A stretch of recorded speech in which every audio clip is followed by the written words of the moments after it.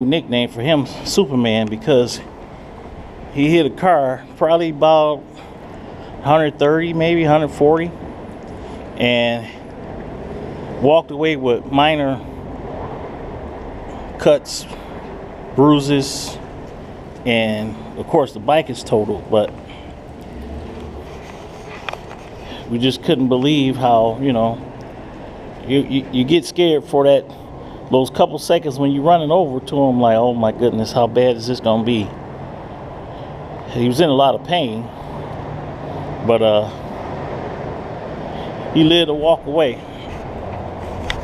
So I'm gonna call him Superman.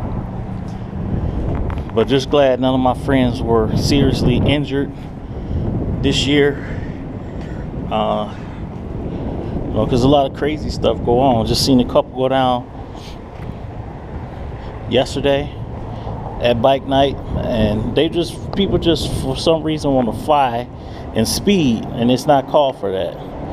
It comes a time and a place. Everybody on a motorcycle, and we all like to go fast. Yes, I go fast myself, but I minimize it, early in the morning, or not when there's a lot of traffic out, because we have to remember that we're not only putting ourselves at risk and at danger, but it's not fair to put the general public in danger when we speed like that. So there's a couple that fell, and they were actually pretty lit. They were intoxicated with no helmets on, and this was on Topside on surface streets.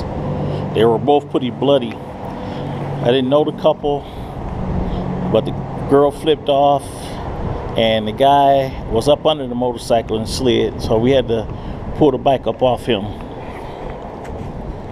So if you out there speeding, you racing, whatever you're doing,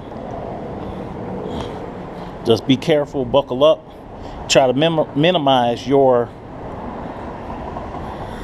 casualties, minimize your risks by speeding less, or speeding in an area that is like a track, or on the freeway late at night or early in the morning, away from everybody.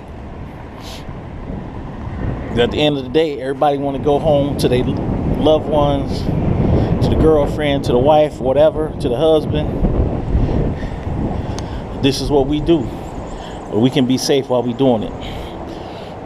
So this is the end of 2018 season for me, unless it gets warm in the 70s, 80s again. Maybe next month we might get a day or something. So thanks for viewing, thanks for watching, thanks for your comments, thanks for your questions. I'm in this.